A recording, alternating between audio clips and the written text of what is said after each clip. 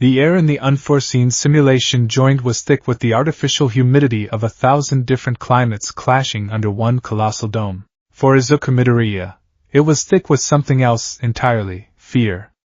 It was a cloying, suffocating presence that tasted like copper and chlorine. He was standing waist-deep in the cool, placid water of the flood zone, the fabric of his hero costume clinging to him like a second, terrified skin. To his left, Tsuyu Azuri treaded water with an unnerving calm, her large, expressive eyes scanning their surroundings. To his right, Minoru Mineta was a vibrating ball of pure panic, his sobs muffled by the lapping waves. They were supposed to be learning about rescue operations.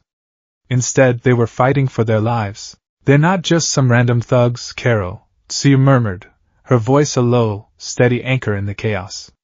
"They knew our schedule. They knew about All Might. This was a planned attack."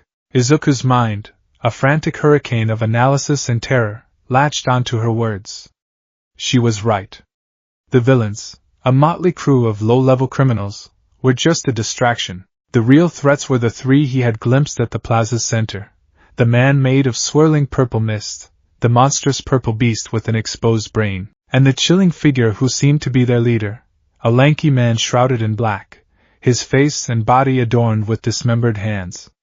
The Hand-Man. His gaze flickered back toward the central plaza, 100 meters away. He could just make out the furious, desperate dance of his teacher, Eraserhead. Aizawa-sensei was a whirlwind of black cloth and captured limbs, taking down villain after villain with brutal efficiency.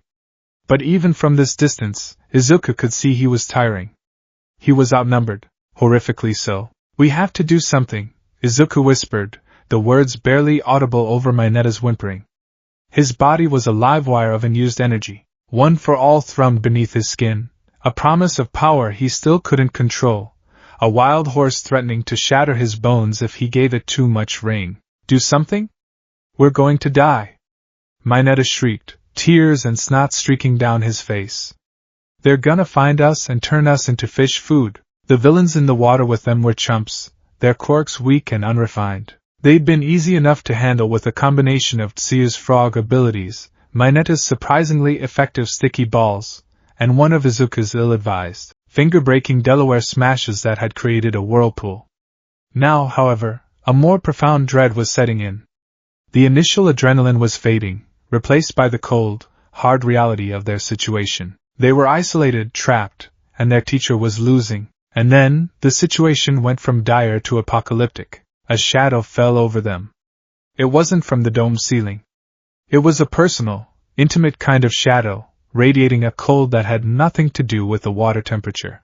Izuku looked up, his heart seizing in his chest. The Hand-Man. Shigaraki Tamura stood on the edge of the shore, not 10 feet away, scratching his neck with a frantic, jerky motion.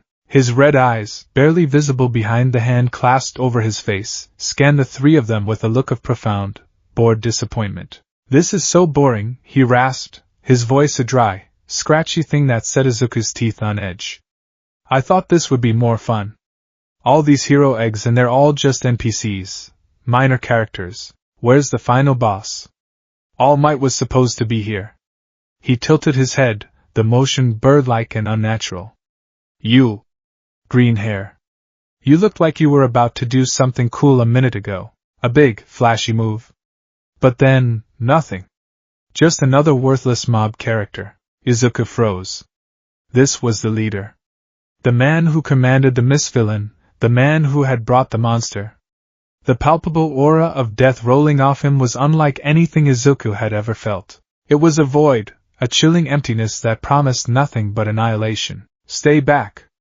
Izuku yelled, trying to put himself between the villain and his friends. He raised his fists, feeling the telltale green sparks of one for all crackle around him. A pitiful display he knew was nothing more than a bluff. Shigaraki chuckled, a dry, rattling sound. "Oh? You want to play the hero? You're broken. I saw it from the plaza. You can't even control your own power. You're just a kid in a costume." He took a step forward, his feet silent on the concrete. Mineta let out a high-pitched scream and scrambled backward, his face a mask of pure, unadulterated terror. Shigaraki's gaze slid from Izuku to Mineta, and then, finally, landed on Tsuyu. A frog? A little kid? And a frog? This is the best Yui has to offer? What a joke. He moved with a speed that defied logic.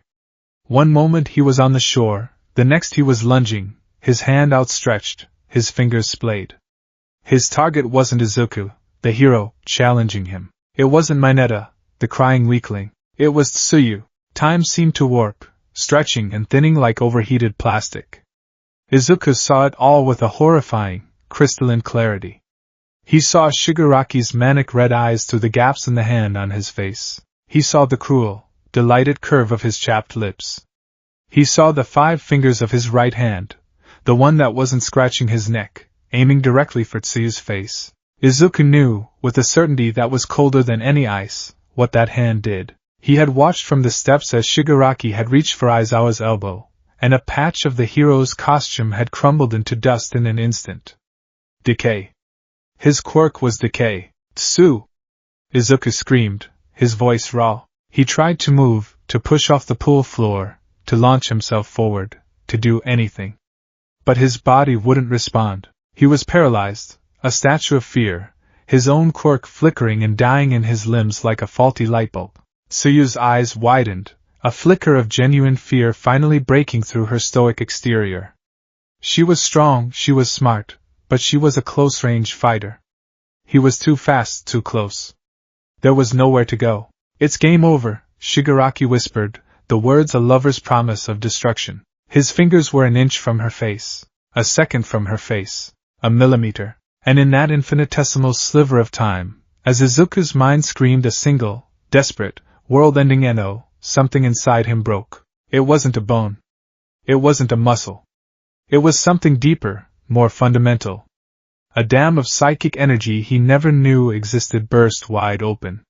The world didn't slow down. It shattered. The sound of Shigaraki's voice, the sight of his outstretched hand, the feeling of the cold water, it all dissolved into an ear-splitting shriek of white noise. A blinding, featureless white light exploded behind Izuku's eyes, consuming everything. There was no up or down, no sight or sound, just a feeling of being pulled, stretched, and violently unmade. His memories, his fears, his very consciousness were being shredded, spun into a vortex of pure, agonizing sensation. The image of Tsuyu's wide, terrified eyes was burned into the chaos, a single point of focus in the howling void. The phantom sensation of skin turning to dust, of life being unwritten, was a scream in his soul. No. Not her. Not like this. Undo it. Please. Undo it. The plea wasn't a thought. It was a raw, primal command hurled into the abyss of his own unraveling mind. And then, just as suddenly as it began, it stopped. The white light snapped off. The screeching noise vanished. Sound and color rushed back, and with the force of a physical blow. ND, the primary goal is to teach you how to respond to different types of disasters. As you can see, I've gathered. Izuku gasped, a ragged, desperate intake of air that was more of a choke. His lungs burned. He stumbled forward, his knees weak, his head feeling as though it had been split open with an axe. A wave of vertigo washed over him, so intense that the world tilted violently on its axis. He braced his hands on his knees, panting, his heart hammering against his ribs like a trapped bird. Where was the water? Where was Shigaraki? He risked a glance up, his vision swimming. He wasn't at the waterfront.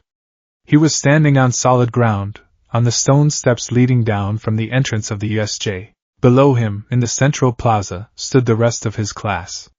To his side, Ochiko Uraraka gave him a concerned look. In front of him, at the bottom of the stairs next to Aizawa-sensei, the space hero, 13 was giving their introductory speech. Every disaster and accident you can imagine. I call it, the unforeseen simulation joint. 13's cheerful, synthesized voice echoed through the vast space. The class murmured in appreciation. It's the USJ. Someone, Kirishima, maybe, shouted in excitement. Izuku's mind refused to process the scene. This was wrong. This was all wrong. This had already happened. This was 15 minutes ago. He stared, his eyes wide and uncomprehending. There was Aizawa-sensei, standing tall and unharmed, his capture weapon draped loosely around his neck. His elbow was fine. His head wasn't a bloody mess. He was alive. He was whole. His frantic gaze swept the crowd of his classmates, searching, desperate. He found her. Tsuyu Ajui, standing near the fountain, her finger pressed to her chin in her characteristic thinking pose. She was safe. She was dry. Her face was perfectly intact, not a pile of dust. Deku? Are you okay? Uraraka asked, her voice soft with worry. She placed a hand on his shoulder. You look like you've seen a ghost. A ghost. Izuku felt a hysterical laugh bubble in his throat, but it came out as a choked sob. He had seen worse than a ghost. He had seen a future. A real, tangible, horrifying future. I'm fine, he managed to stammer, his voice thin and reedy. He straightened up, trying to act normal, but his body was screaming at him. A deep, pounding migraine was starting to build behind his right eye, a painful throb that pulsed in time with his frantic heartbeat. He felt a trickle of warmth from his nose and wiped it away with the back of his glove, barely registering the smear of red. Shock, he thought dimly. It must be shock. But what had he been shocked by? The speech? The impressive facility? No. It was a memory. A memory of something that hadn't happened yet. Sensei, Ida's voice cut through his daze, sharp and professional. What is that? Izuku's blood ran cold. He knew what Ida was pointing at. He didn't even have to look. He could feel it. A drop in the ambient temperature. A prickle on the back of his neck. At the center of the plaza, just in front of the fountain, a swirling vortex of purple-black mist was congealing out of thin air. It expanded, a malignant nebula in the bright, controlled environment. Stay together and don't move. Aizawa commanded, his voice snapping with an urgency that silenced the students' confused chatter. 13. Protect the students. A hand, then a head, then a whole body emerged from the center of the mist. Shigaraki. Izuku felt a wave of nausea so powerful he had to clamp a hand over his mouth. It was real. It was all real. The memory wasn't a dream, or a hallucination. It had happened. And now it was happening again. What is going on? His mind screamed. Am I insane? Was that a premonition? A villain's quirk that hit me before they even arrived? He frantically searched for an explanation. Any explanation that fit within the logical framework of the world he knew. Quirks were everything. There had to be a quirk-based reason. Maybe one of the villains had a long-range illusion power. To scout them out? To test their reactions? But it hadn't felt like an illusion. It had felt real. The cold of the water, the terror in Minetta's voice, the horrifying certainty of Tsuyu's impending death, and the jump, the violent, wrenching tear through reality. It had felt like his action, his desperate, final scream into the void. His mind flashed back, not to the waterfront, but further. To his childhood. He remembered being 6 years old, running too fast on the playground. He tripped, flying headfirst toward the unforgiving corner of a metal slide. He remembered the sickening lurch in his stomach, the certainty of pain, and then, a flicker, a moment of disorientation, and he was standing upright again, a few feet back. His heart pounding, the fall having never happened. He told his mom he had a weird feeling of déjà vu. She'd smiled and ruffled his hair. He remembered being 10, helping his mom with the dishes. A stack of her favorite plates, a wedding gift, had slipped from his soapy hands. He'd watched them fall in slow motion, a silent scream in his throat, a flash of white, a dizzy spell, and the plates were back in his hands, wobbling but safe. He chalked it up to a dizzy spell, a near miss, micro-activations. Tiny, insignificant skips in time, triggered by minor accidents and emotional distress. He had a quirk. All this time, the quirkless, useless Deku had a quirk. A quirk so subtle, so strange, he had never even recognized it for what it was. And it had just saved Tsuyu Ajui's life. The realization didn't bring joy. It didn't bring relief. It brought a new, more profound kind of terror, because he was back. Back at the beginning of the attack. And he knew exactly how badly it was about to go. Down in the plaza, the villains were pouring out of the warp gate like a tide of filth. And Aizawa-sensei was putting on his goggles. Don't. The word escaped Izuku's lips as a choked whisper. He remembered the sight of his teacher, pinned under the monstrous Nomu, his arm bent at an impossible angle, his head being smashed into the concrete. Blood. So much blood. Aizawa turned his head slightly, his gaze sweeping over the students one last time. This is real. These are villains. And with that, he leaped. A graceful, terrifying dive off the stairs, his capture weapon fanning out around him as he plunged into the sea of enemies below. Izuku watched, his heart a leaden weight in his chest. He was watching a brave man leap toward his own brutalization. He knew Aizawa would take down a dozen of them. He knew he'd be effective, and he knew it wouldn't be enough. He knew about the Nomu. He knew it was designed to kill All Might. Against that thing, Aizawa-sensei's quirk was useless. What are we waiting for? We have to get out of here. Ida commanded, already herding the students toward the exit. They ran. Izuku ran with them, his legs moving on autopilot, but his mind was 1,000 miles away, down in the plaza with his teacher. He felt a profound sense of wrongness, of cowardice. He had been given a second chance, a cosmic do-over of impossible proportions, and what was he doing? The exact same thing as before.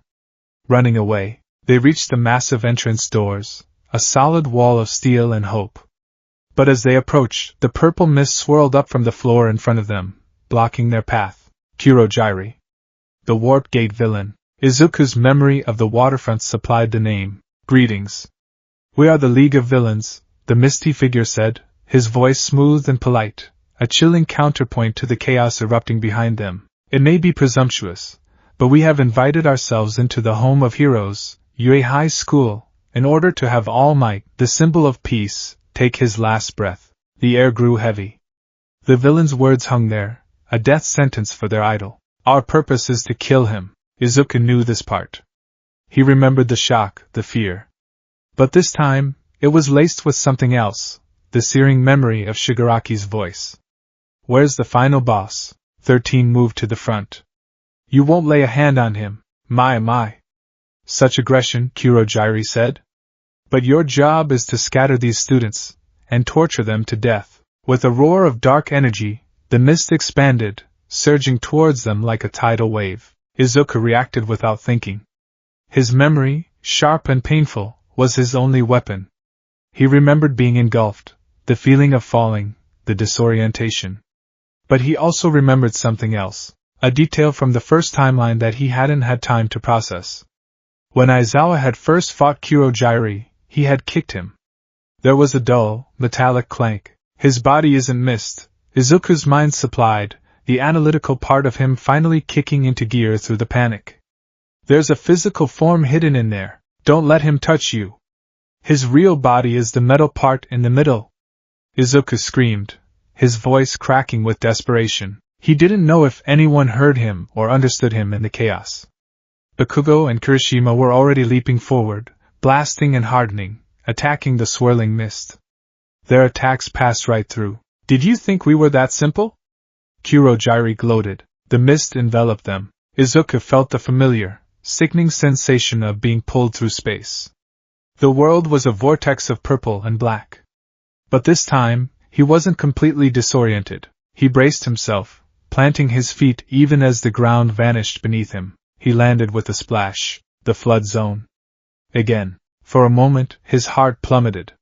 Had it all been for nothing? Was he doomed to repeat the same loop, over and over? He surfaced, sputtering, and looked around.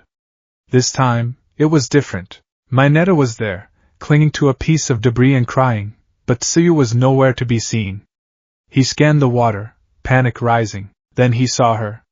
She had been warped to a different part of the zone, already dispatching a villain with a flick of her long, powerful tongue.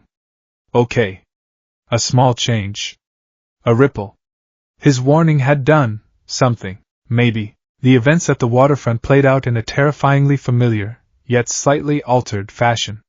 The small-time villains were still no match for them. Izuku, armed with the foreknowledge of their quirks, helped Tsuyu and Mineta take them down with a chilling efficiency that earned him a curious look from Tsuyu.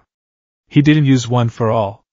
He didn't need to. He just needed to tell them where to be and when. That one with the gills is weak to sudden loud noises, Mineta-kun. Your screaming might actually be useful. Tsuyu-chan, the big guy's quirk is just blubber, his joints are a weak spot. They cleared the water, and this time, Izuku made a decision. They wouldn't wait.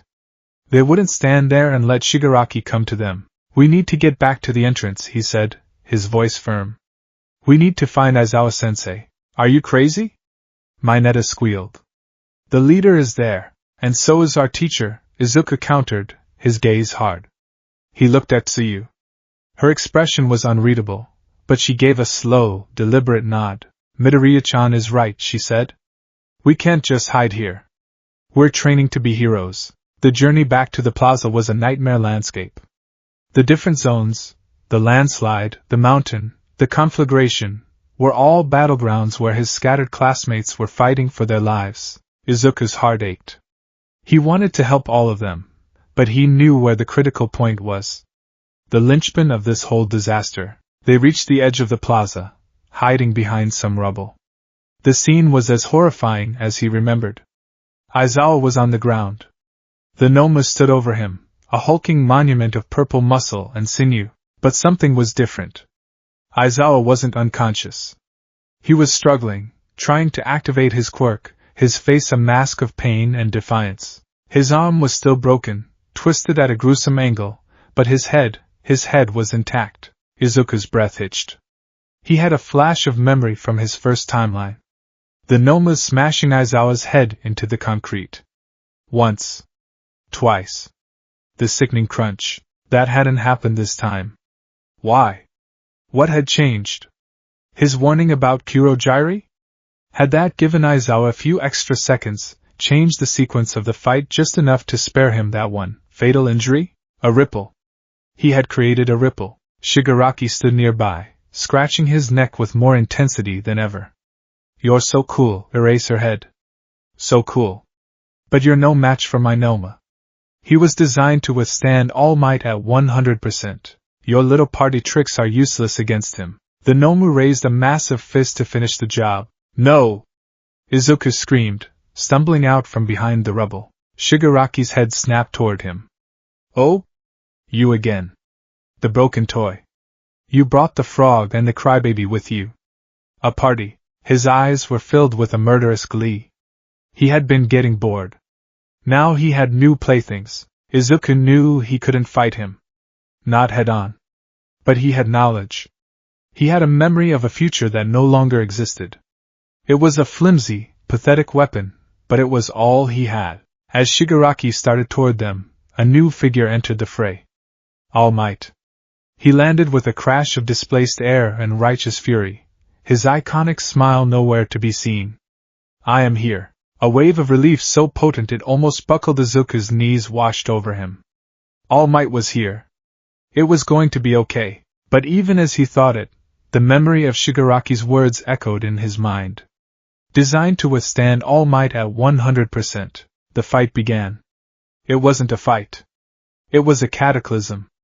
The shockwaves from their blows shook the very foundations of the USJ. But All Might was struggling. The Nomu's shock absorption was negating his power. Izuku watched, his mind racing, trying to connect the dots. The Nomu had multiple quirks. Shock absorption. Super regeneration. Super strength. A perfect counter. How could All Might win? He had to change the equation. The headache behind his eye was a roaring fire now. The world seemed to shimmer at the edges. The cost of his strange power was making itself known, a throbbing, physical debt. He ignored it. He looked at Tsuyu, then at Mineta. He saw Aizawa, being carried away by a dazed but determined Tsuyu. He saw All Might, locked in a desperate struggle. He had changed things. He had saved Aizawa from the worst of his injuries. He had brought Tsuyu and Mineta back to the plaza. He had survived, but the dread remained. This was just the beginning. The sports festival. Hosu. Kamino. The memories, not of his past but of his future, were a dark, looming mountain range. He had a quirk. A terrible, wonderful, terrifying quirk that let him rewrite the immediate past at the cost of his own well-being. He didn't know its name.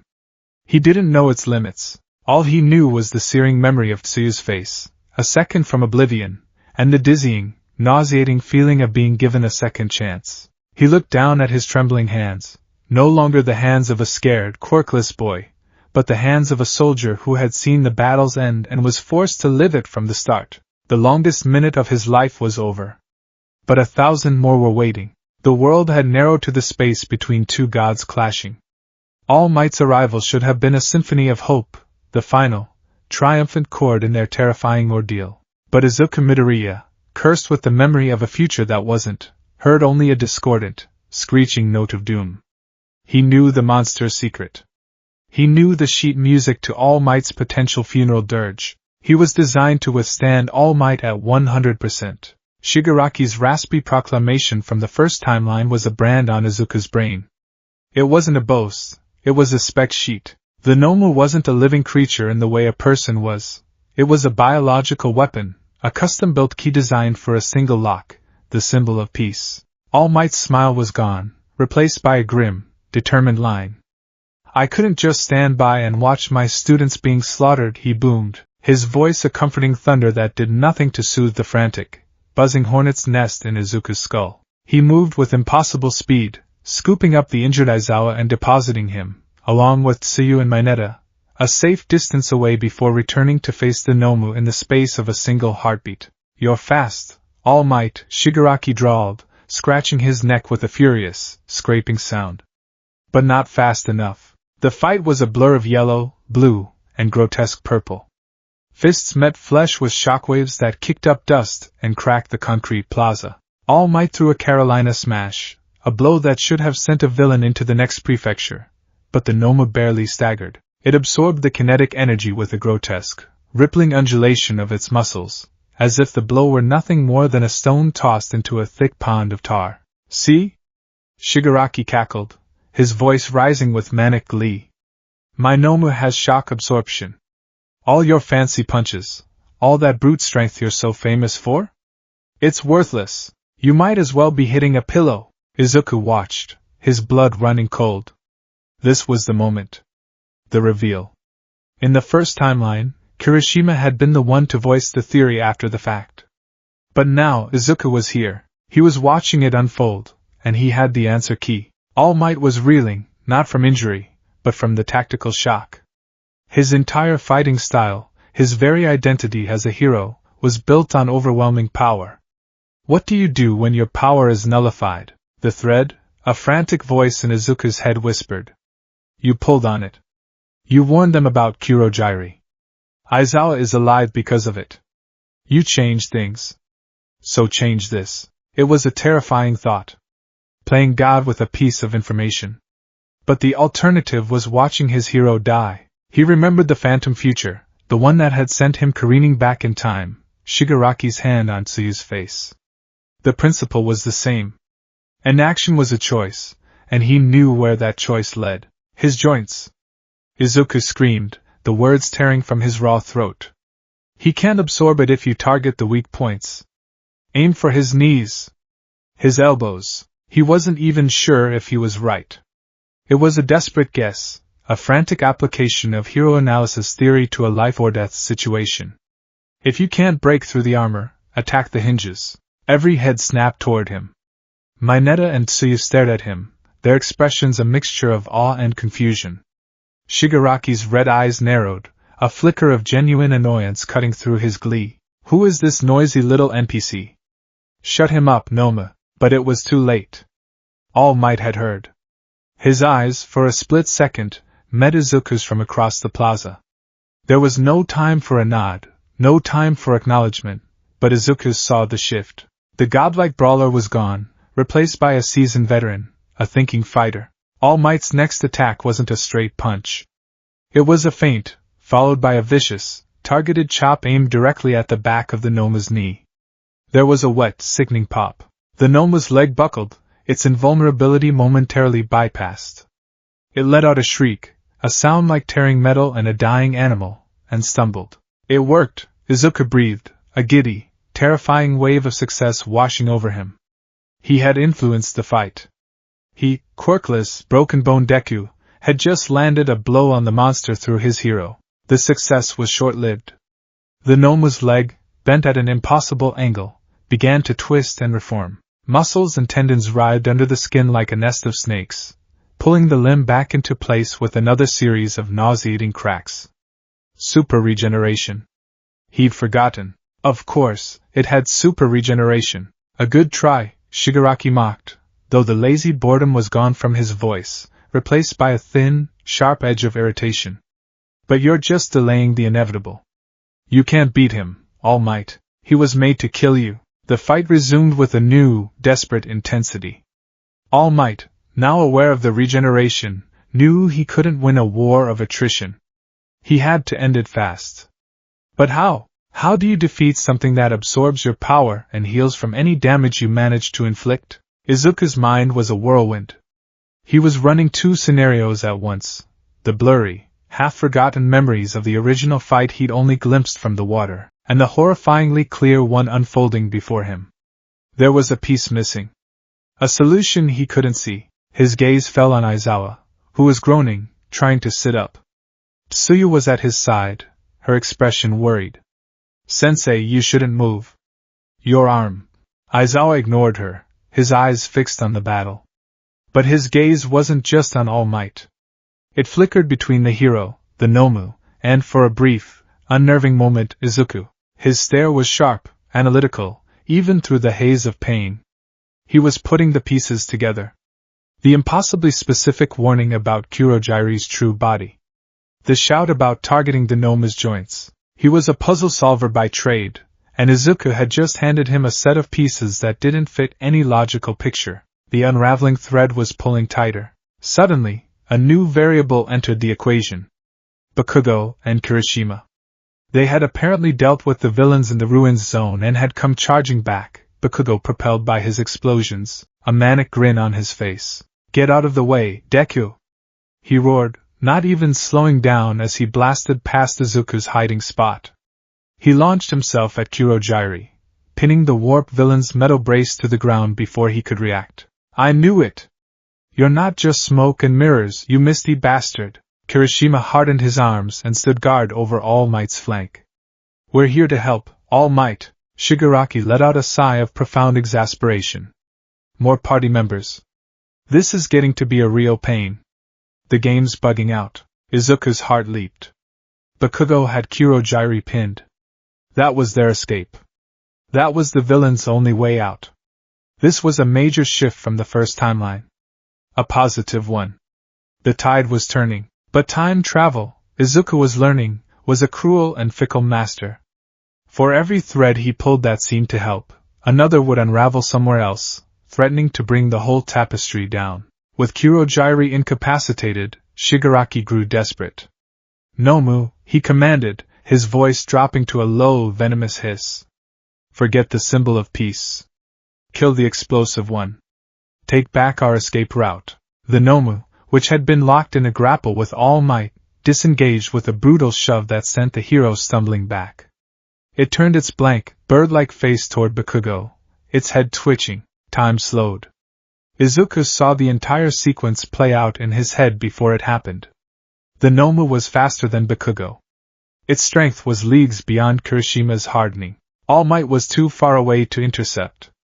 Bakugo, for all his bluster and power, was about to be obliterated. His friend, his childhood rival, his bully, was about to die, and it would be his fault. His changes had led to this. His warning about Kurojire had focused their attention. His presence, his shouts, had altered the flow of the battle. He had rerouted the river of fate, and it was now about to crash down on Kaken. The terror he'd felt for Tsuyu was a pale shadow compared to this. This was a guillotine he had unknowingly built and oiled. The emotional distress, the self-recrimination, the sheer, absolute terror, it was a perfect cocktail. His head exploded in pain. Not the dull throb of a migraine, but a sharp, stabbing agony, as if a railroad spike had been driven through his skull. His vision flickered, strobing between the USJ and that blinding, featureless white. The screech of unraveling reality filled his ears. No. Not him. Not my fault. Undo. The world dissolved. A violent, instantaneous lurch, like missing the last step on a flight of stairs in the dark. Out of the way, Deku! Bakugo's voice, a familiar, grating anchor in the sea of chaos. Izuku was on his hands and knees, gasping, the phantom pain of the psychic whiplash still echoing through his nerves. He looked up. Bakugo was flying past him. Kirishima was charging forward. The Nomu was still locked with all might. He was back. Only a few seconds. Maybe 5. A 5-second rewind. The migraine returned with a vengeance, 100 times worse. A fresh, warm stream of blood gushed from his nose, dripping onto the dusty concrete. He felt dizzy, his stomach churning. The cost. This was the cost of playing God, even for 5 seconds, but he had the time. 5 seconds of borrowed, stolen time. Kaken, no! He shrieked, his voice hoarse. It's a trap. He's too strong. It was a useless warning. Bakugo wouldn't listen to him. He never listened. But someone else did. All Might, hearing the pure, unadulterated panic in his successor's voice, a panic that went beyond the normal fear of battle, reacted. He saw the Nomu begin to turn.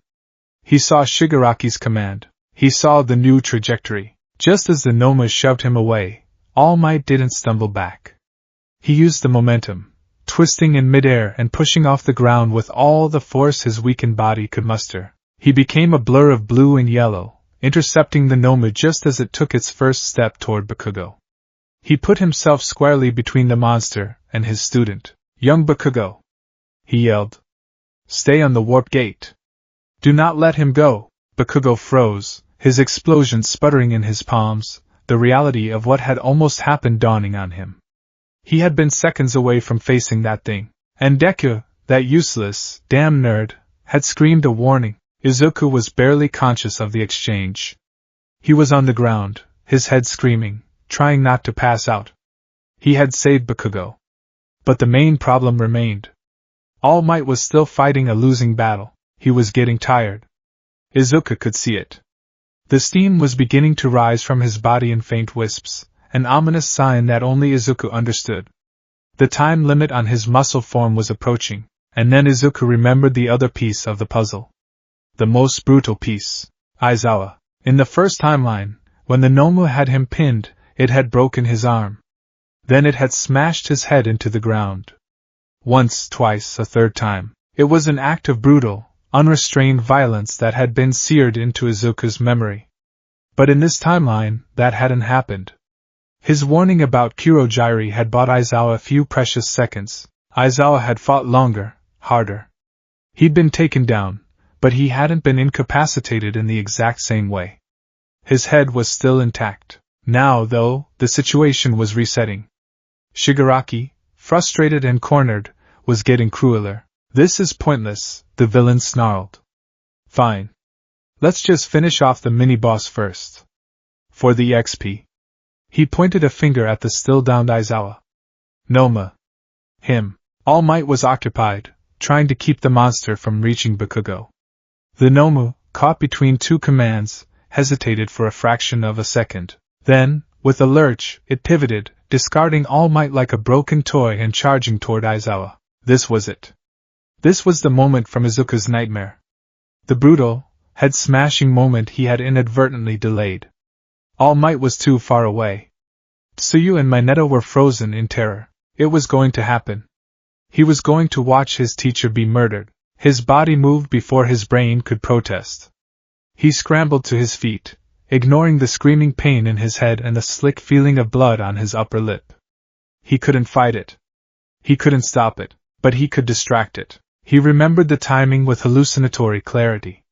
The way the Nomu raised its massive hand. The slight tilt of its head before the first downward smash. He had seen it. He had lived it in the other timeline, a silent, horrified spectator from the water's edge. He grabbed a jagged piece of concrete from the ground, his hand clumsy and weak. The Nomu was over Aizawa now, its shadow falling over the injured hero. It raised its fist. Izuku didn't aim at the Nomu. That would be useless. He aimed past it. He put all of his remaining strength, all of his desperation, into a single, frantic throw. The piece of concrete flew through the air and clattered loudly against a metal sign 20 feet behind the gnome. Clang! It was a pathetic, insignificant sound in the grand scheme of things. But it happened at the exact, precise microsecond that the gnome began its downward swing. The creature's head, an instinct-driven thing, twitched toward the unexpected noise. A half-second of beast-like curiosity. A primal, reflexive response. That was all Aizawa needed. Even through the pain, Aizawa was a pro. He was a survivor. He couldn't move his body, but he could move his head. As the gnome's fist descended, he twisted his neck, tucking his chin. The blow that should have crushed his skull landed on the thick concrete next to his head with a ground-shattering crack. The force of the impact still threw him, and Izuku heard a sickening snap as the gnome's follow-through arm came down, catching Aizawa's other arm and shattering it. A gut-wrenching, bone-breaking sound. A scream of agony torn from Aizawa's throat, but he was alive. His skull was intact. It was a horrifying, partial victory that felt, in every fiber of Izuku's being, like an abject failure. He had traded one catastrophic injury for another. He had saved Aizawa's life, perhaps, but at the cost of crippling him. He had gambled and won, but the winnings were paid in someone else's blood and bone. The sight of his teacher writhing in agony, the sound of his screams, broke something in Izuku. The strategic, analytical part of his brain shut down, replaced by a white-hot wave of pure, unadulterated rage. He didn't know he was moving. One moment he was by the rubble, the next he was sprinting toward the gnomu, a guttural roar ripping from his chest. Get away from him! One for all, neglected and simmering, exploded into life. It wasn't the controlled crackle he was used to. It was a raging inferno. Green lightning, thick and furious, coiled around his arm. He didn't think about percentages. He didn't think about consequences. He thought about Aizawa's scream. He leaped, cocking his fist back for a 100% smash. He would break every bone in his body, but he would take that monster's head off. Young Midoriya, no! All Might's panic voice boomed. Shigaraki just laughed. Yes. Come on, hero! Show me what you've got. He was 20 feet away. 10. 5. The gnome's blank face turned to meet him, and then a wall of ice erupted from the ground, blocking his path. It soared toward the ceiling, a beautiful, crystalline barrier between him and his suicidal charge. A wave of ice simultaneously surged across the plaza, encasing the gnome's right side, freezing its legs and arm to the ground. Izuku crashed into the ice wall, the momentum stolen from him. The green lightning sputtered and died. He slid to the ground, panting, the rage instantly replaced by a cold, post-adrenaline dread. He looked to his right. Shoto Todoroki stood there, his right side steaming with frost, his expression one of icy calm. Midoriya. We need to be smarter than this, he said, his voice level, but his eyes held a flicker of concern as he took in Izuku's state. The bloody nose, the wild eyes, the palpable exhaustion. The villains were trapped. Bakugo had Kurojairi pinned. Todoroki had the gnome frozen. All Might was back on his feet. The other students were arriving. The heroes had won. But as Izuku looked at Shigaraki, he saw no fear. Only annoyance. And then, a slow, dawning realization. The villain's eyes weren't on All Might, or Todoroki, or Bakugo. They were on Izuku. You, Shigaraki hissed, the sound barely audible over the din. The broken one. You're not an NPC, are you? You knew about the joints. You knew about Kurojairi. You knew when to scream. You're a cheater. You're using a glitch in the code. He started scratching his neck so violently that flecks of dry skin flew off. I hate cheaters. Kurojairi, under Shigaraki's frantic command, managed to partially warp himself and the lead villain away just as the rest of the UA faculty arrived. The remaining villains were quickly subdued. The battle was over. The aftermath was a blur of paramedics, police officers, and concerned teachers. Izuku was shepherded to the side, checked over by a medic who seemed baffled by his symptoms. Exhaustion, elevated heart rate, minor nosebleed, but you seem like you've run 3 marathons. Did you take a direct hit, son? Izuku just shook his head, the migraine a dull, pounding drum against his skull. He watched as they loaded Aizawa onto a stretcher. Their eyes met for a second. There was no gratitude in Aizawa's gaze, only a hard, questioning, analytical stare that chilled Izuku to the bone. How did you know? The look screamed. Later, as they were being accounted for near the entrance, All Might, back in his skeletal form and hidden behind a wall, pulled him aside. Young Midoriya, he said, his voice a low, worried rumble. He coughed, a speck of blood appearing on his lips. What you did today, it was heroic. Your analysis in the heat of battle, telling me about the Noma's weaknesses, it was incredible. It was the turning point. Izuku should have felt proud. But he just felt hollow. But All Might continued, his gaze sharp, it was also reckless. And there are things I don't understand. Aizawa mentioned your shout about the warped villain. And your scream to young Bakugo. It was as if you knew what was about to happen. I just had a bad feeling, Izuku mumbled, the lie tasting like ash in his mouth. All Might looked at him, his deep-set eyes searching Izuku's face. He saw the exhaustion, the dried blood under his nose, the haunted look in his eyes. He saw a boy carrying a weight far heavier than just the fight they had endured. A bad feeling, All Might repeated slowly. He didn't sound convinced. He looked down at Izuku's notebook, which was sticking out of his tattered costume. A new notebook, one that Izuku had started that very morning, a clean slate for Yue. He had another one at home. A secret one. A notebook where he planned to document not other heroes' quirks, but his own terrible, secret one. He had saved them. He had saved Aizawa's life, saved Bakugo from being disintegrated, helped All Might win. But he felt no triumph. He had pulled on a single, loose thread of fate, and in doing so, had begun to unravel the simple life he had so desperately wanted. Now, he was no longer just a boy with a borrowed quirk. He was a glitch, a cheater, a boy with impossible knowledge. And he had a terrible feeling that the people who looked for cheaters weren't just the villains. The bus ride back to Yue was a study in silence. It was a thick, heavy quiet, punctuated only by the low rumble of the engine and the occasional sniffle or shaky exhale. The adrenaline of the fight had long since evaporated, leaving behind a bone-deep exhaustion and the bitter, metallic tang of trauma. The air, which should have been filled with the usual boisterous chatter of teenagers, was instead laden with the unspoken weight of what they had all just survived. They had looked into the face of death, and it had looked back with bored, red eyes. Izuku Midoriya sat slumped in a window seat, his forehead pressed against the cool glass. The vibrations of the road did little to soothe the raging war inside his skull. The blinding, stabbing agony from his last-minute time skip had receded, but it had left behind a garrison of pain. A relentless, pounding migraine had laid siege to the right side of his head, its rhythmic thumping a cruel mockery of his own frantic heartbeat. He felt hollowed out, as if some vital part of him had been scooped out and replaced with broken glass and dread. He had a clean bill of health, technically. The paramedics had been thorough but ultimately baffled. No broken bones, a first for him after a major incident. No significant external injuries aside from a few scrapes. Just a persistent nosebleed that had eventually tapered off, extreme exhaustion, and vital signs that suggested he just completed a decathlon. They chalked it up to shock. A severe case of shock. Izuku knew better. It wasn't shock. It was the cost. It was the invoice for the 2 miracles he had performed, written in his own blood and pain. Deku-kun? He flinched, pulling his head from the window. Achiko Uraraka was looking at him from the seat across the aisle, her round face etched with a concern so genuine it made his chest ache. Her own pallor, and the slight tremble in her hands showed she was far from okay, yet her focus was on him. "You're really pale," she said, her voice soft.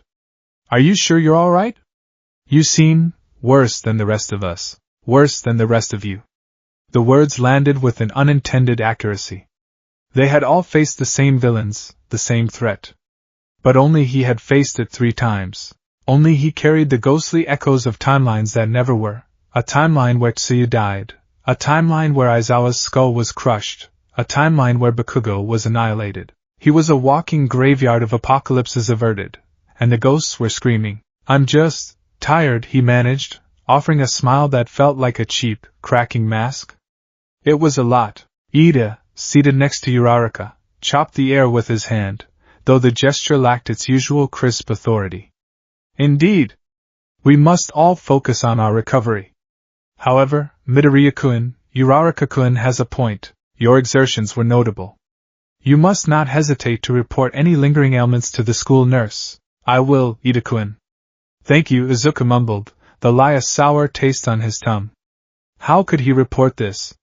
Excuse me, recovery girl, my head hurts because I keep breaking the laws of physics and causality. Do you have a lozenge for that? His gaze drifted down the aisle. He saw Tsuyu, staring out her own window, her reflection showing a pensive, thoughtful expression. She had been so close to death. He had seen it, felt it, a phantom memory more real than the bus seat beneath him. Did some part of her know? Did her own survival instinct feel the strange, impossible intervention that had saved her? He quickly looked away, a hot flush of guilt and fear creeping up his neck. Then his eyes found Katsuki Bakugo. Kaken was slouched low in his seat, his head back, eyes closed. He wasn't asleep. His hands were clenched into white-knuckled fists on his knees, and a muscle jumped in his jaw. He was uncharacteristically, unnervingly still. He had been a hair's breadth from being reduced to a red smear on the plaza floor. He was arrogant and reckless, but not stupid. He knew he had been saved, and he knew that Deku, the useless, quirkless pebble in his shoe, had been the one to scream the warning that had made the difference. The knowledge was probably eating him alive. Izuku finally let his gaze fall on his own hands, resting in his lap. They were small, scarred from a lifetime of clumsy accidents and a few months of hellish training. They had held the power of All Might. They had channeled a quirk he never knew he had. They had rewritten reality. They looked like the hands of a stranger. He was so alone. 2 days later, the school was a fortress. The press swarmed the gates like vultures, but inside the hallowed halls of UA, a tense, fragile sort of normalcy was being attempted. Classes were suspended, but students were called in for counseling and debriefing. It was during one of these sessions that Izuku was politely, but firmly, pulled aside. Midoriya. A word. It was Aizawa-sensei. He stood in the hallway, looking like a man who had wrestled with death and only barely won. His left arm was in a thick, white cast held in a sling. His right arm was heavily wrapped in bandages.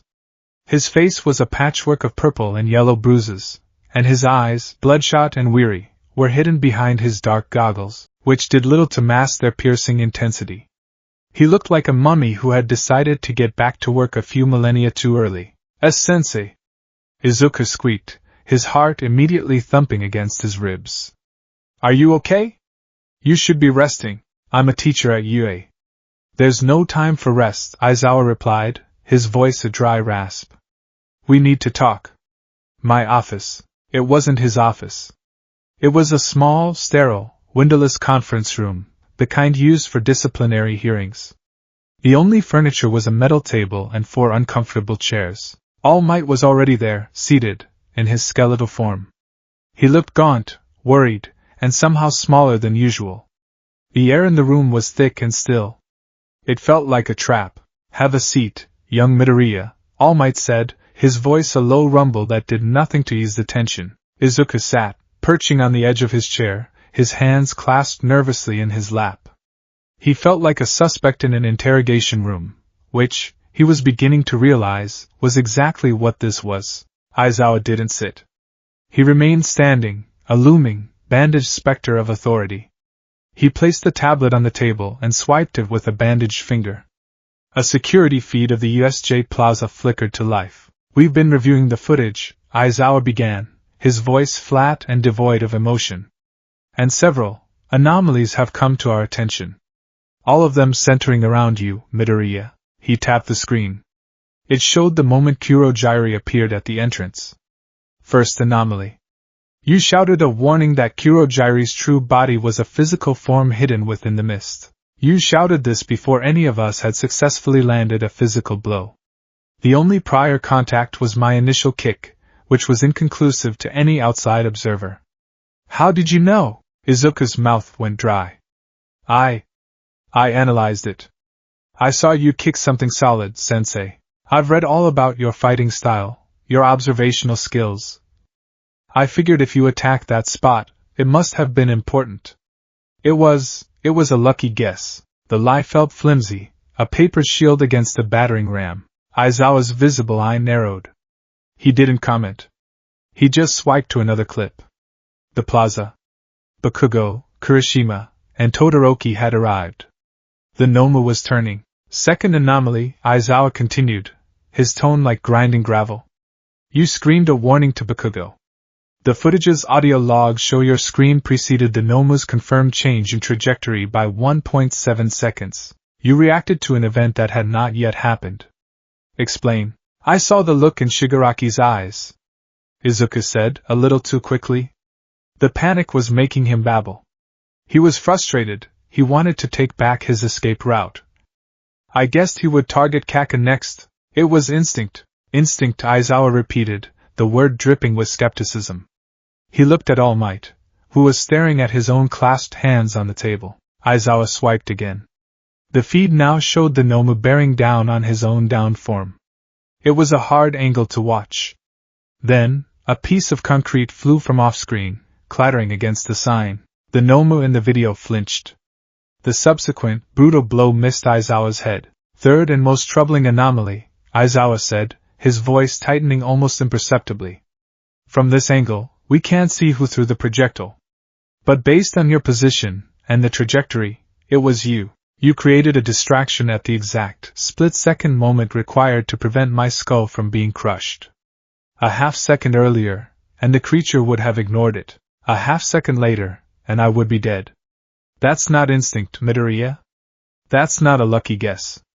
That is impossible precision born of foreknowledge. He leaned forward, placing his bandaged hands on the table. The silence in the room was deafening. Izuku could hear the blood roaring in his ears. This was it. He was caught. I don't understand, Izuku whispered, shaking his head. It wasn't entirely a lie. He didn't understand. Bullshit, Aizawa snapped, the sudden venom in his voice making Izuku jump. You're a bad liar. I'm looking at a series of events that defy probability. 3 impossible predictions in the space of 20 minutes. This has nothing to do with One for All. This is something else. So I'll ask you again, Midoriya. What is your other quirk? Other quirk. The words hung in the air, charged and dangerous. For a wild, insane moment, he considered telling them. The weight on his chest was crushing him, the isolation was a physical pain. He looked at All Might, his mentor, his hero, who was now looking at him with pleading, worried eyes. He looked at Aizawa, the man whose life he had saved and ruined in the same breath, who deserved the truth. But what could he say? I have a secret, involuntary time travel quirk that activates when I'm terrified, and it's slowly destroying my brain. They would think he was insane. They would bench him, study him, lock him away in a lab to protect him from himself. They would take away his dream. The secret of One for All was a burden of honor. This new secret, this felt like a curse. It was his and his alone. I don't have another quirk, Izuku said, his voice barely a whisper, but his gaze was firm. He met Aizawa's stare. I swear on my life. It was another lie, but one of semantics. He didn't have another quirk.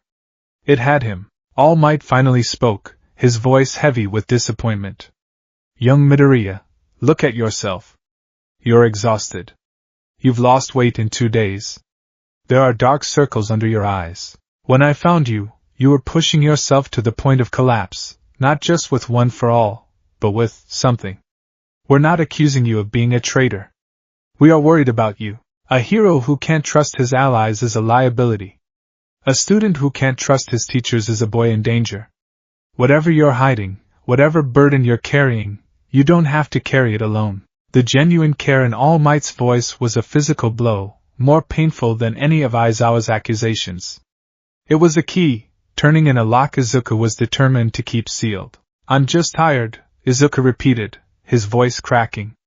He stood up, his chair scraping against the floor. I appreciate your concern, Sensei, All Might. But I'm fine. I just need some rest. He bowed stiffly, a gesture of respect that felt like a wall being built, and practically fled the room. He didn't see the look that passed between the two pro-heroes. Aizawa's expression was hard, his suspicions confirmed. All Might's was one of profound sadness and fear for the boy he had chosen, a boy who was already drowning in secrets before he had even learned to swim. The front door of his apartment was an oasis. The moment he stepped inside, the smell of his mother's cooking, katsudon, his favorite victory meal, washed over him, a comforting balm on his frayed nerves. Izuku! You're home! Inko Midoriya rushed to the door, her face a storm of relief and anxiety. She took in his appearance, the weary slump of his shoulders, the hollow look in his eyes, and her smile faltered. She fussed over him, taking his bag, guiding him to the table. She didn't mention the news reports, the phone call from the school, the terror that had been her constant companion for 2 days. She just focused on him. You must be exhausted, she said, placing a huge, steaming bowl of katsudon in front of him. Eat. You need your strength. He ate, the familiar, savory taste feeling alien on his tongue.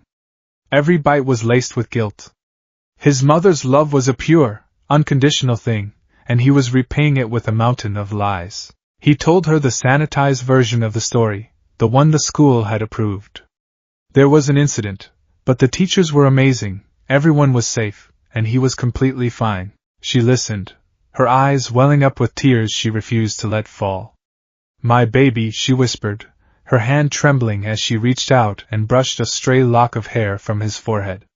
My baby is a hero. The words were meant to be a comfort, a declaration of pride. To Izuku, they felt like a condemnation. A hero didn't lie. A hero didn't hide. A hero didn't feel the suffocating, crushing weight of loneliness. He felt like an imposter in his own home, a stranger to his own mother. He wanted to break down, to confess everything, to let her take care of the scared little boy inside him. But he couldn't. He was All Might's successor. He was a UA student. He was a secret time traveler. The scared little boy was a luxury he could no longer afford. Later that night, the apartment was quiet. Izuku sat in his bedroom, a shrine to a simpler time. All Might posters grinned down from every wall, their bright, optimistic smiles a stark contrast to the grim reality Izuku now faced. The room felt small, childish. It was the room of a fanba, not a soldier haunted by phantom wars. He needed to understand. He needed to quantify the monster living inside his head. He walked over to his desk and pulled a notebook from the bottom of a stack. It wasn't one of his hero analysis for the future journals. It was blank plain, with a simple black cover. Anonymous. Secret. He opened it to the first page. For a long moment, he just stared at the empty, lined paper. Then, with a slightly trembling hand, he wrote a title. Not chronoskip, not time travel. He wrote the name his 6-year-old self had given the strange feelings, the name that had been its harmless mask for a decade. Deja vu. He began to write, his pen scratching furiously across the page. He approached it the only way he knew how, with analysis. Quirk name, deja vu provisional, type emitter? Transformation? Mental? Unknown, activation, involuntary. Seems to be triggered by extreme emotional distress, specifically the imminent threat of death or grievous, irreversible injury to myself or someone I have a strong emotional connection to. Instance 1, USJ imminent death of Tsuyu Ajiri. Trigger, terror, helplessness. Instance 2, USJ imminent death of Katsuki Bakugo. Trigger, terror, guilt, sense of responsibility. He paused, chewing on the end of his pen. It wasn't just recent events. He cast his mind back, searching for the strange flickers, the moments of disorientation he had always dismissed. Instance 3, age 10 helping mom with dishes. Dropped a stack of her favorite wedding plates. Remembered the feeling of absolute dread, the certainty of their shattering. Then a dizzy spell, a white flash in the corner of my vision. The plates were back in my hands, wobbling but safe. I thought I'd just had good reflexes. Instance 4, age 6 playground. Running too fast. Tripped, falling headfirst toward the corner of a metal slide. Remembered the sharp corner getting bigger, the certainty of pain and stitches. Then a strange lurching sensation, like a film reel skipping. I was standing a few feet back from where I fell, my heart pounding. I thought I just imagined how bad the fall would be. He put the pen down, his hand shaking. It had always been there. A hidden, secret power that had lain dormant, waiting. The quirk doctors had been wrong. His toe joint was a red herring. He wasn't quirkless. He was a time bomb. And the USJ had been the detonator. He picked up the pen again, a new section. Mechanism does not seem to be physical time travel. My body doesn't move. My consciousness is sent back into my younger body, overriding the previous me. Retain all memories of the future that was erased. Duration of jump, variable. USJ1, CU approximate, 10 to 15 minutes. USJ2, Bakugo approximate, 5 seconds. Childhood instances, seemingly instantaneous, a few seconds at most. Hypothesis. The duration of the jump may be proportional to the intensity of the emotional trigger. Cost/side effects, the most important section. He wrote with grim certainty. 1. Severe migraines, concentrated on one side of the head. Pain is intense, almost debilitating. 2. Nosebleeds, significant blood loss noted after USJ jumps. 3. Extreme physical and mental exhaustion, feels like running multiple marathons. A drained feeling. 4. Disorientation/vertigo, immediately following a jump. 5. Possible memory fragmentation? Need more data. Felt fuzzy after the first big jump. He stared at the list. It was a medical chart for a self-destructive power. This quirk wasn't a gift, it was a curse that wore a mask of heroism. It saved others by consuming him, peace by agonizing peace. One for all broke his bones. This felt like it was breaking his soul. He closed the notebook and slid it under his mattress, a new secret to hide alongside the greatest one in the world.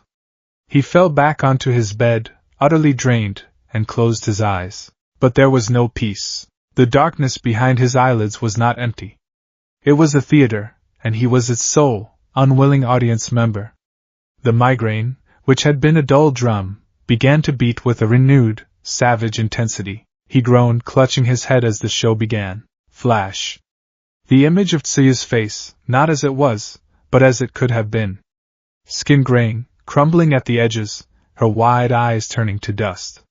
The texture of ash, the smell of decay. A future he had erased but could never unsee. Flash. Aizawa's head meeting the concrete. The sickening, wet crunch that echoed in the silence of his room. He saw it from the ground-level perspective he had forced Aizawa to avoid, the spray of blood, the light going out in his teacher's eyes. A partial victory that left the ghost of total defeat. Flash. The Noma's blank, bird-like face, inches from his own. Its empty eyes held no malice, just a void of purpose. It was a living weapon, and he felt, in a moment of terrifying empathy, the sheer, crushing weight of its programmed existence. Flash. Shigaraki. That hand? The one covering his face. Izuku saw it reaching, not for Tsuyu, but for him. He felt the phantom touch of 5 fingers on his own skin, the chilling sensation of his own body coming apart at the seams, the dry, rasping laugh of the villain echoing in his ears. He cried out, a strangled sob, and curled into a ball on his bed, pressing the heels of his palms into his eyes as if he could physically push the images out. The pain in his head was a white-hot nova, a physical manifestation of his guilt, his fear, his utter, crushing loneliness. He had the power to change the world. He had the secret of the symbol of peace burning in his veins, and a terrible, parasitic quirk latched onto his soul. He was Izuku Midoriya. He was 15 years old, and he was utterly, completely, and terrifyingly alone. The weight of his secrets was a mountain, and he was just beginning to feel its crush. The weeks following the USJ attack were a blur of recovery and relentless preparation. UA, refusing to be cowed by the League of Villains, declared that the sports festival would go on as planned. It was a defiant roar into the darkness, a statement that the crucible of heroes would not be extinguished. For Izuku Midoriya, it felt less like a roar and more like a ticking clock, each second bringing him closer to a new, public stage where his secrets could unravel. His life had become a precarious balancing act. By day, he was Midoriya, the earnest, hard-working UA student. He trained with a fervor that bordered on mania, pushing his control of one for all. The 5% full cow was a fragile, flickering flame he struggled to maintain, but it was progress. He participated in class, offered analyses that were just a little too sharp, and deflected the concerned glances of his friends and the lingering, suspicious stares of Aizawa-sensei. By night, he was a prisoner in his own mind. Sleep offered no respite, only a new canvas for the horrors his quirk had forced him to witness. The phantom memories of averted disasters played on a loop, each viewing as visceral as the first. He'd wake up in a cold sweat, his heart hammering, the phantom pain of his quirk's backlash a dull ache behind his eye. He filled the pages of his secret black notebook, codenaming his quirk Deja Vu, documenting every headache, every dizzy spell, every fleeting moment of disorientation, searching for patterns, for rules, for a semblance of control over the monster that lived in his head. The weight of his secrets was a physical thing. He was thinner, the baby fat from his face planed away by anxiety, leaving behind sharper angles and darker shadows under his eyes. He ate, he slept, he trained, but he felt like he was running on fumes, his true energy being siphoned away by the constant, low-level hum of his two world-altering secrets. Then came the sports festival. The roar of the crowd was a physical force, a wall of sound that vibrated in his chest. Millions were watching. Pro-heroes, potential employers, were watching. All Might was watching. Shigaraki was probably watching. The first two events were a frantic scramble. The obstacle race, where he'd used a minefield to launch himself into first place, had been a desperate, on-the-fly improvisation. The cavalry battle had been a testament to the strength of his new friends, a fragile bubble of teamwork in the sea of his isolation. But now came the final event, the one-on-one tournament. His first match, against Shinso Hitoshi, had been a terrifying near-miss. He had almost been eliminated by the boy's brainwashing quirk, his own big mouth his undoing. It was a vision of All Might's ghostly predecessors, a flicker of One for All's own nascent consciousness, that had snapped his fingers and broken the spell. Another secret, another power he didn't understand, stirring within him. He had won, but it felt like he'd tripped at the finish line and fallen over it by accident. And now, he stood on the cold concrete of the tournament stage, the roar of the crowd a distant hum. Across from him stood Shoto Todoroki. Todoroki was an iceberg, beautiful and deadly, with 9/10 of his power and pain hidden beneath a glacial surface. He had declared war on Izuku before the festival began, a cold, detached statement of purpose. But Izuku knew the truth, or at least, a part of it. He knew about the abusive training, the forced quirk marriage, the shadow of endeavor that loomed over everything Todoroki did. He had overheard the heated conversation between Todoroki and his father in the waiting area, a conversation that had laid bare the raw, festering wound at the heart of the Todoroki family. "I will win this tournament without using my old man's damn fire," that was Todoroki's vow. A rebellion fought with self-mutilation, a protest staged by denying half of his own being. And Izuku, with his hero complex burning brighter than any fire, had decided he wouldn't just beat Todoroki. He would save him. The starting buzzer blared. The first timeline, the one that would become a ghost, began. Todoroki moved with an icy grace, his right foot stomping the ground. A glacier, massive and terrifying, erupted from the concrete, surging toward Izuku like a frozen tidal wave. It was an attack meant to end the fight before it began, the same overwhelming display of power he had used in his previous matches. Izuku's mind, honed by countless hours of analysis and the lingering paranoia of his quirk, screamed one word, again. He focused, the green energy of One for All crackling around him. Not his whole body. Just his finger. He flicked his middle finger, a perfect, suicidal Delaware smash. Smash! The shockwave, a cannon blast of compressed air, met the glacier head-on. The ice exploded, shattering into a million glittering shards that rained down on the arena. The crowd roared. Izuku clutched his hand to his chest, his finger a mangled, purple ruin of broken bone and torn ligaments. The pain was excruciating, a white-hot scream that shot up his arm. The fight became a brutal, repetitive cycle. Todoroki would send a wave of ice. Izuku would counter with a smash, sacrificing another finger, another piece of his body, to stay in the fight. One finger. Two, a whole hand. His arm was a road map of agony, but with every broken bone, he yelled. He pushed. He dug into the wound Todoroki kept so carefully hidden. "He's not you!" Izuku screamed, his voice raw with pain and desperation as he broke his third finger. "You're not him. It's your power, isn't it?" He roared, the smash from his already broken finger sending a new shockwave of defiance, and a new wave of agony through his system. He was chipping away, not just at the ice, but at the frozen walls Todoroki had built around his heart. He saw the flicker of doubt in Todoroki's eyes, the tremor in his hands. He was getting through. The cold was becoming a problem. Frost crept across Todoroki's right side, a visible sign of his over-reliance on his mother's quirk. He was slowing down, his movements becoming sluggish. Izuku, battered and broken, saw his chance. He charged, a desperate, last-ditch effort. Todoroki, seeing him coming, hesitated. The look on his face was one of conflict, of deep, internal turmoil. But then, his expression hardened. He raised his ice-covered arm, preparing one final, massive glacier to end it, and Izuku looked past him.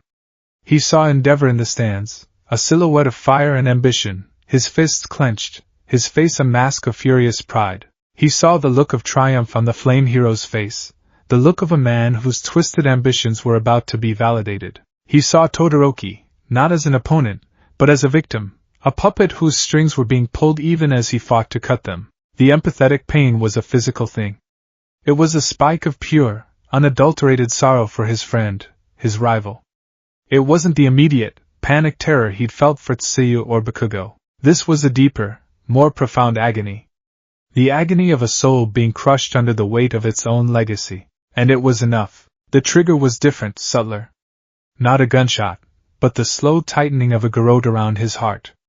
The world didn't shatter. It dissolved. The roar of the crowd faded into a soft, rushing sound, like static. The vibrant colors of the stadium bled into a uniform, hazy gray. The searing pain in his broken arm, the cold biting at his skin, it all melted away into a feeling of profound, disorienting weightlessness. It was a gentler transition than the USJ skips, less violent, but no less terrifying. He was adrift. He felt the pull, the gentle rewind of causality. The image of Todoroki's conflicted face, his own broken arm, Endeavor's burning silhouette, they spun together into a vortex of memory and regret. "Not like this," a voice in his head whispered.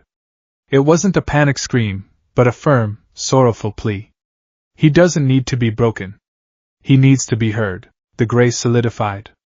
The static resolved back into the roar of the crowd. The pain slammed back into his arm, a fresh, agonizing wave. But it was different. It was the throbbing ache of one broken finger, not three. Delaware smash, his own voice, a phantom from a second ago, echoed in his mind. The air in front of him exploded as the shockwave from his flick met Todoroki's first glacier. He was back. Back at the beginning of the fight. A rewind of maybe 7 or 8 minutes. The cost came instantly.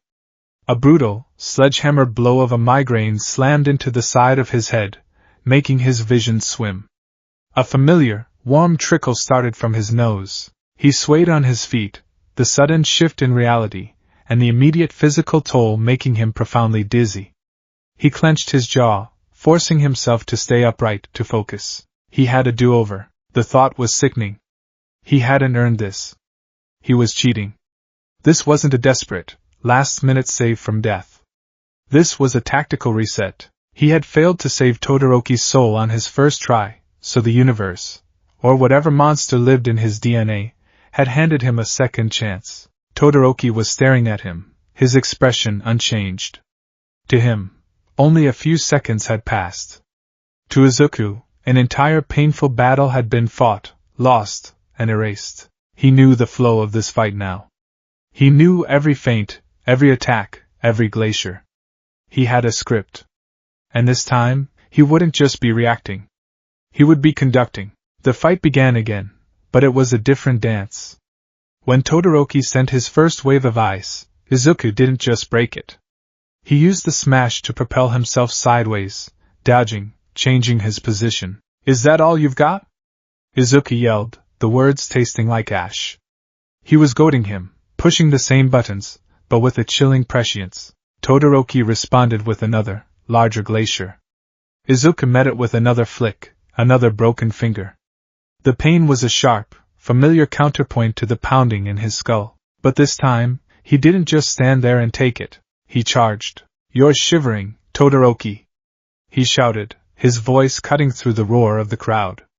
He was running on the very trail of ice being created, a suicidal, reckless move. It's not limitless, is it? A quirk is a physical ability. There's a limit to how much cold your body can produce. He was quoting his own analysis from a future that never was. He was using his knowledge of Todoroki's weakness, a weakness he had only discovered through a prolonged battle that no longer existed in this timeline. Todoroki's eyes widened in shock. How could Midoriya know that?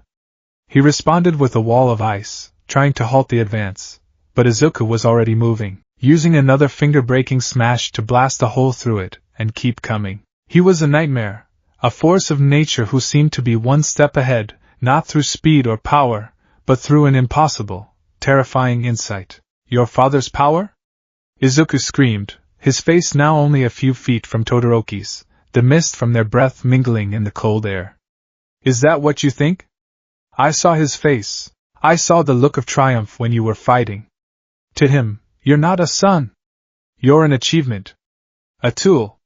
Is that what you want to be?" He was using his knowledge of Endeavor's expression, a sight he had only glimpsed at the end of the erased timeline, as a weapon in the present. Todoroki faltered.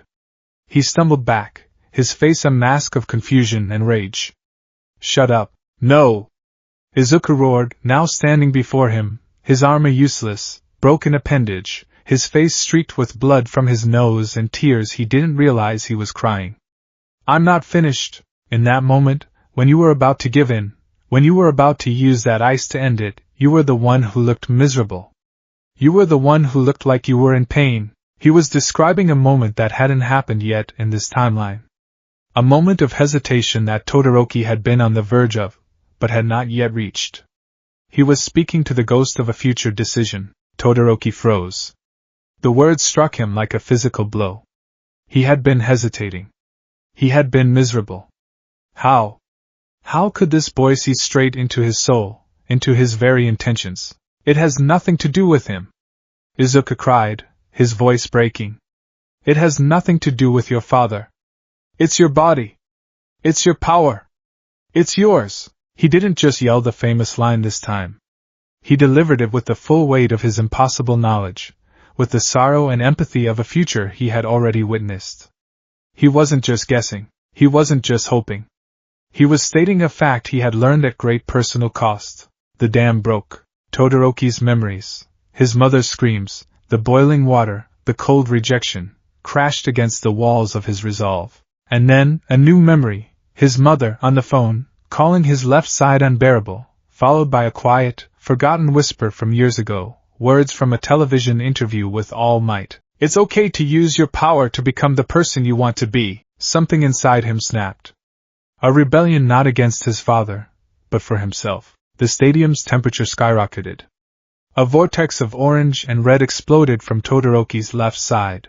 Flames, glorious and terrifying, engulfed him, melting the ice, dispelling the cold, and roaring toward the heavens.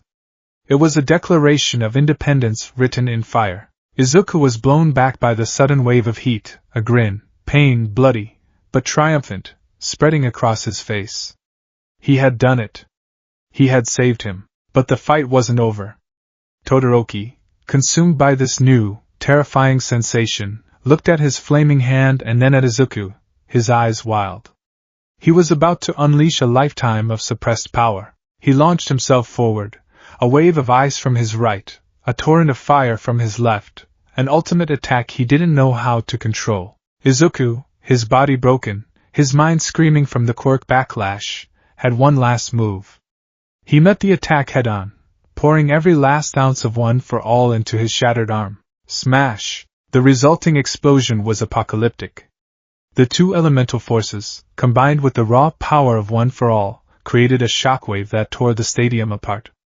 The concrete stage disintegrated. Cementos and Midnight, the pro-heroes supervising, were forced to use their quirks to contain the blast, but it was too much. The stadium shook. The crowd screamed. When the dust settled, Izuku was slumped against the newly formed back wall of the arena, his shirt torn away, his arm a mangled, blackened mess. He was unconscious. Todoroki stood on the other side of the crater, his left side steaming, also unconscious on his feet before he collapsed. Midnight, cracking her whip, raised her arm. Midoriya is out of bounds. Todoroki is also unconscious. But he is the last one standing in the ring. Todoroki wins. The crowd was silent for a beat, processing the sheer, devastating power they had just witnessed. Then they erupted. It was a roar unlike any before, a celebration of a fight that would go down in sports festival history. But as Izuku was carefully loaded onto a stretcher, his head lolling to the side, only a few people noticed the details. Recovery Girl, arriving on the scene, saw the shattered bones, a familiar sight, but also the deep exhaustion, the dried blood under his nose, the alarming pallor that spoke of something more than just physical overexertion. All Might, watching from the announcer's booth, felt a cold dread mix with his pride. He had seen Izuku's impossible foresight at the USJ, and now he had witnessed a fight where his successor seemed to be working from a script only he could read. He had saved young Todoroki, yes, but the cost seemed far too high. Aizawa, his face impassive, watched from the stands. He had seen it too. Midoriya's movements, his words, they weren't just insightful, they were predictive. He hadn't just reacted. He had orchestrated the entire emotional climax of the fight. He had cheated, not by breaking the rules of the tournament, but by breaking the rules of reality. And the price was written all over the boy's unconscious, broken form. In the infirmary, Izuku woke to the familiar, sterile smell of antiseptic and the gentle, chiding voice of Recovery Girl. His arm was in a massive cast. His head was pounding. "You, young man, are a menace to your own skeletal system," she said, her kiss healing the worst of the damage, but leaving him utterly drained. "But this is different. The exhaustion, the cellular decay, it's not just from one for all. It's like you ran a fever of 105 for a week straight. What have you been doing to yourself?" He just mumbled an apology, the lie too exhausting to even formulate properly. Later, Todoroki came to visit. He stood by Izuku's bedside, the left side of his face still slightly red. The icy wall around him was gone, replaced by a quiet, hesitant uncertainty. "Thank you," he said, the words simple, but carrying an immense weight. "You saved me from myself." Izuku should have felt a soaring pride. This was the pinnacle of heroism. He had saved someone not from a villain, but from their own pain. This was the core of what he wanted to be, but as he looked at Todoroki, he felt nothing but a hollow, gnawing guilt. This victory wasn't his. He hadn't won it through grit and determination alone. He had won it with a rewind button. He had seen the final scene of the play and had worked backward, feeding the actors their lines. It was a beautiful, perfect outcome that had been born from a lie, a cheat, a temporal anomaly. Was a victory still a victory if it was unearned? Was a soul still saved if the savior was a fraud? He smiled at Todoroki, a weak, tired thing. "You did it yourself, Todoroki-kun. I just gave a little push." He had saved a friend. He had become a hero. And he had never felt more like a villain. The trophy of this victory was heavy, and it was forged from a secret that was slowly, surely, poisoning him from the inside out.